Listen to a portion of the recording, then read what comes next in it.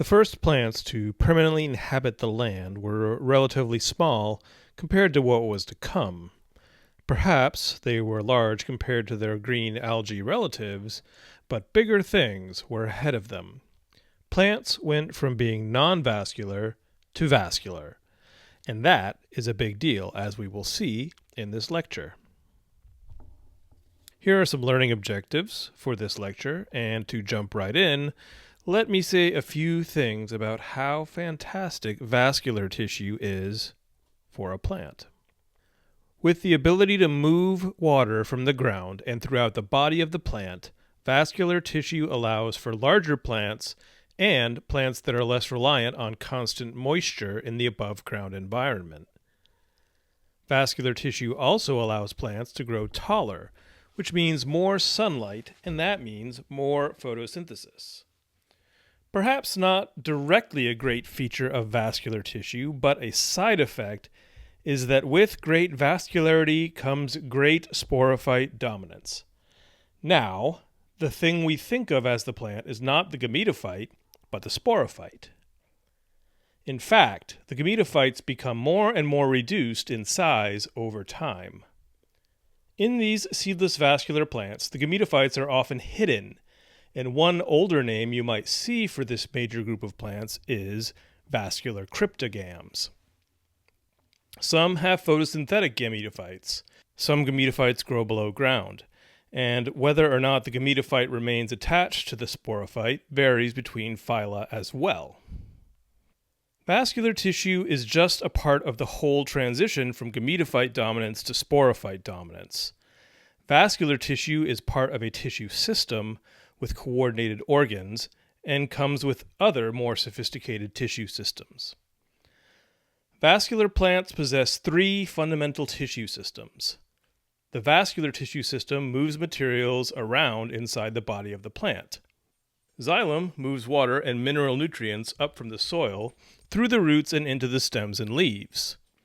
Phloem moves photosynthate, which is the sugar produced by photosynthesis, throughout the plant, wherever it is needed, as well as plant hormones and other molecules.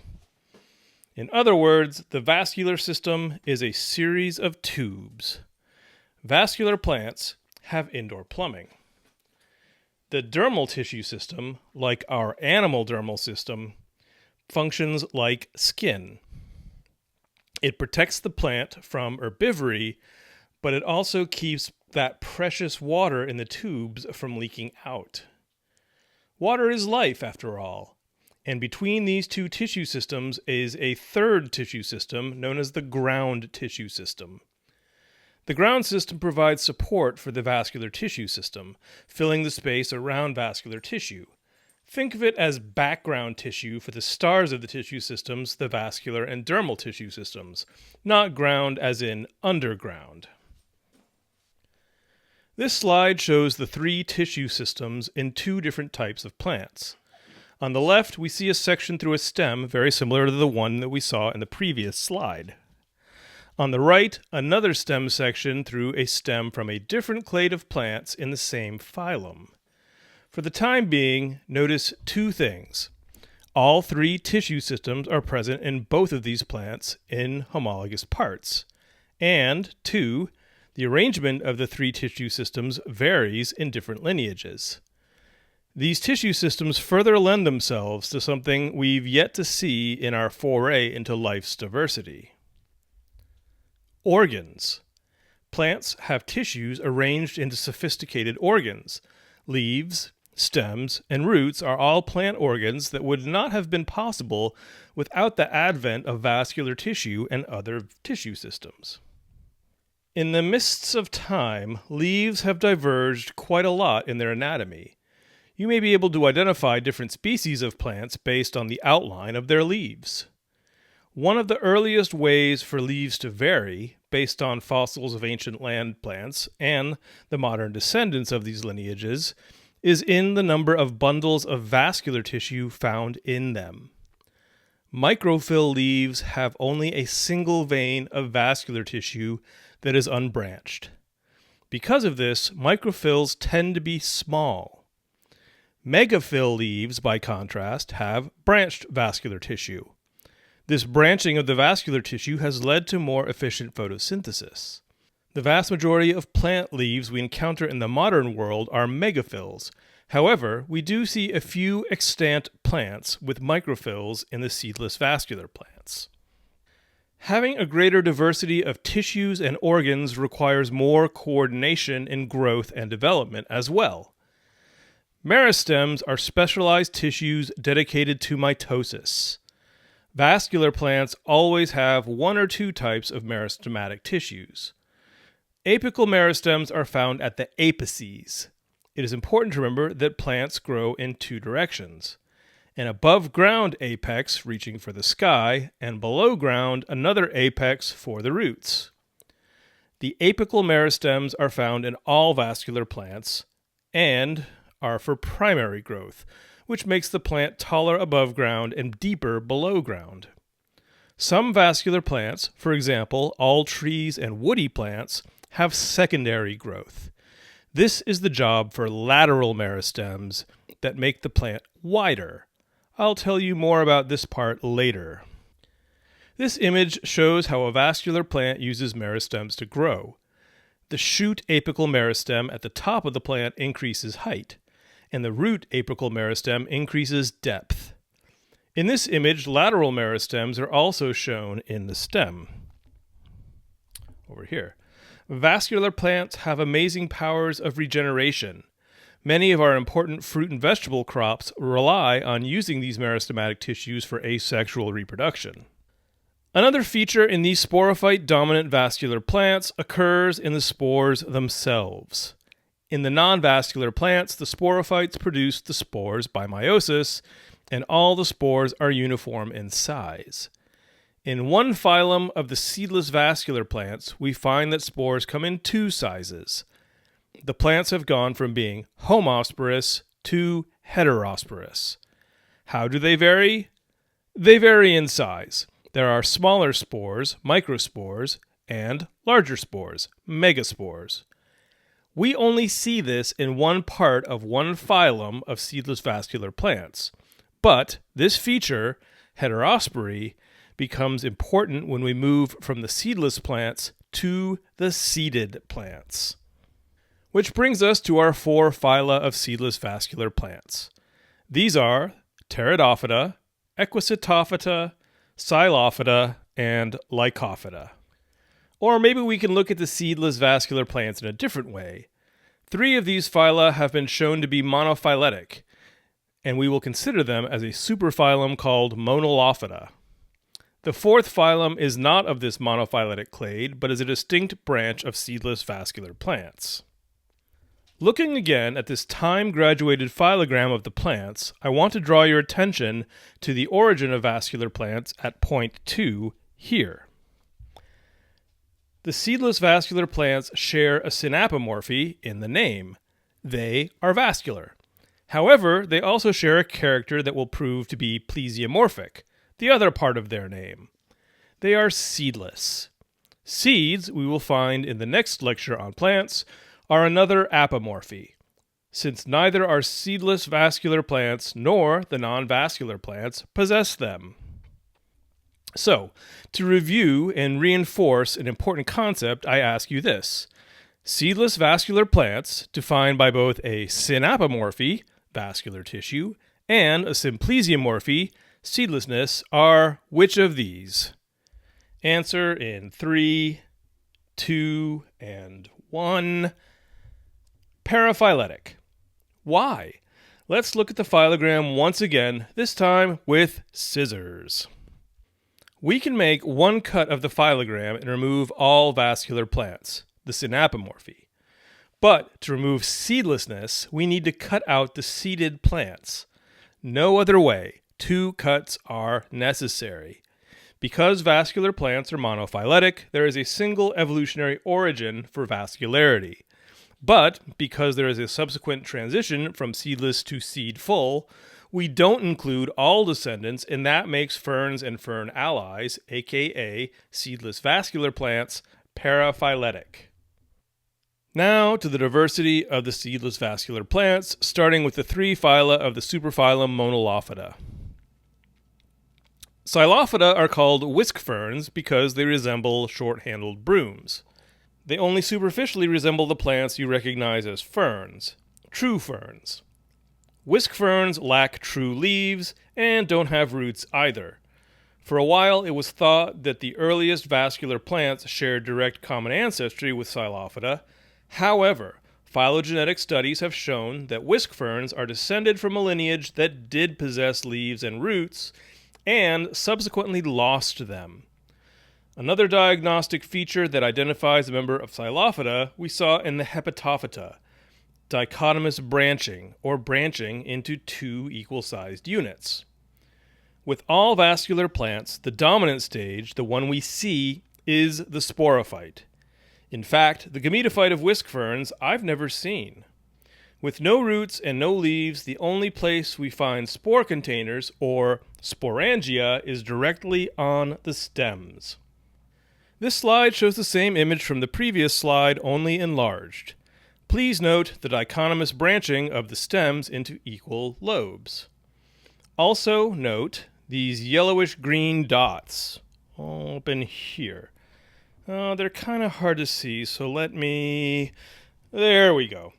These little yellow dots are the sporangia, which, if we zoom in a little more, thank you, we can see they are subdivided into three lobes.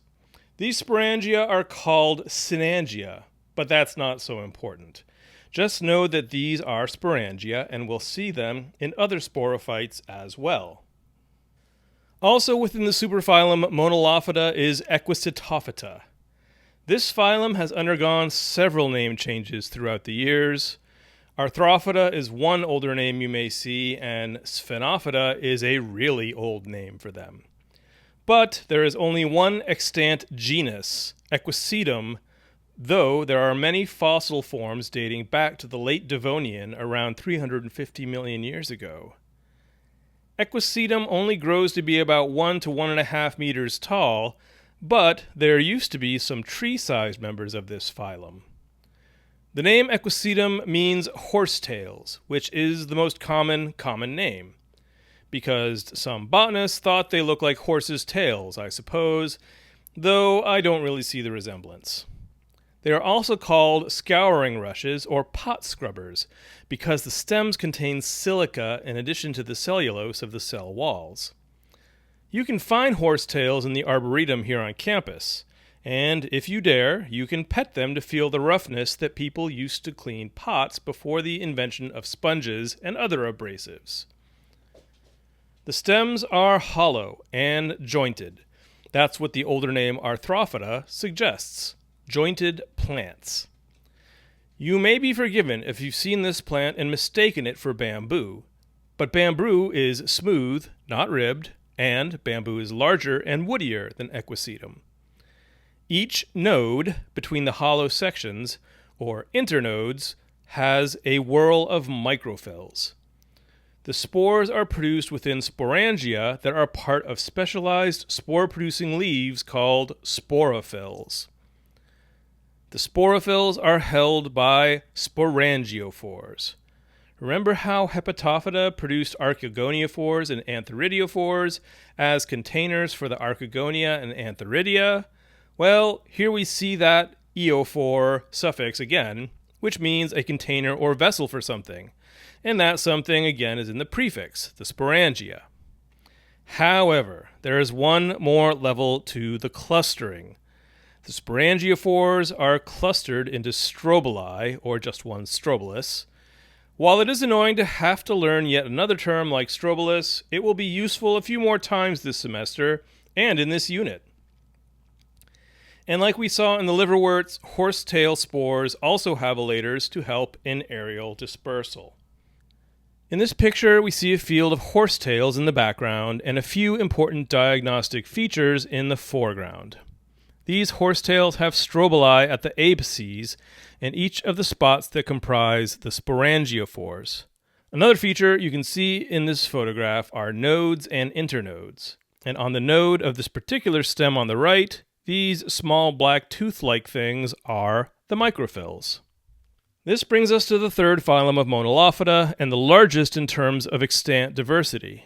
This is the true ferns, which you are probably acquainted with. We saw that Xylophyta are called whisk ferns and Equisitophyta have been called horsetail ferns. As we saw with mosses, there are only true ferns, and these are the members of the phylum Pteridophyta. Here we see the first megaphils. In the case of ferns, the megaphils are called fronds. Fern fronds typically look like feathers with a central stem called a rachis and broad flattened bits called pinnae. There are a lot of terms on here that we will draw, which will make them easier to understand. I'll show you a few more pictures in the meantime. Here we see a fertile fern frond. The purple line traces the stem down the center of the frond. The purple line is the rachis. Each of the leaflets that extend from either side of the rachis is called a pinna, and as it turns out, the parts of a feather have the same names. Circinate vernation describes the way that ferns develop. As you can see in each of these photos, there are spirals within spirals within spirals. It reminds me of that party favor where you blow on one end and it unrolls and makes a sound. On the left is a tree fern growing in Puerto Rico, and you can see the spirals in the secondary growth where the stem has been cut. In the center, a young frond about to expand, and a later stage of expansion on the right. In this image, we see a detail of a single fern pinna. Remember, the parts we can see in vascular plants are the sporophyte, and sporophytes produce spores.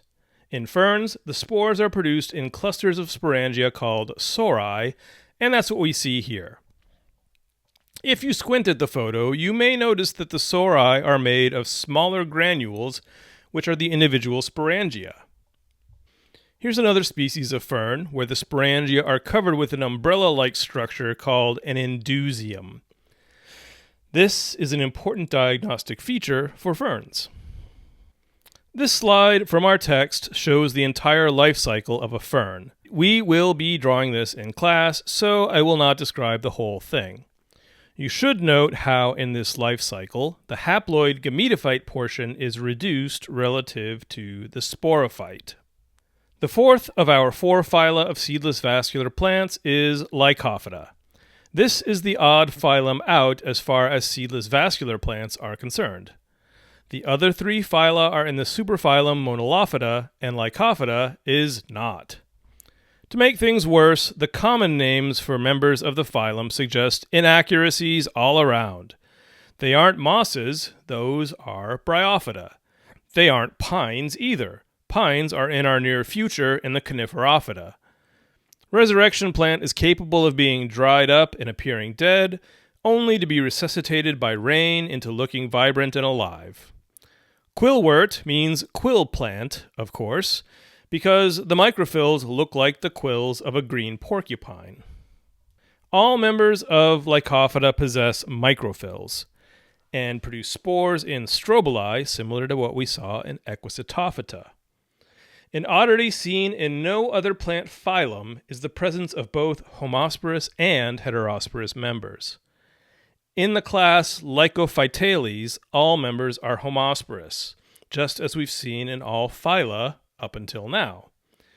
In the class Phylogenetic, spores of two different sizes are produced, microspores and megaspores. This will be very important in the plants we study in the next lectures. Here we see some Lycophytes in all their glory, including strobili in yellow at their apices. If you see this, you know you aren't looking at an immature pine tree.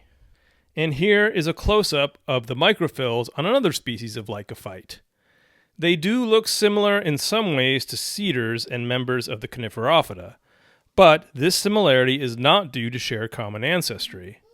Modern representatives of Lycophyta are still relatively small plants, but in the past, there was a great diversity of tree-sized Lycophytes, and these extinct lineages of trees are great contributors to the modern economy of Alabama.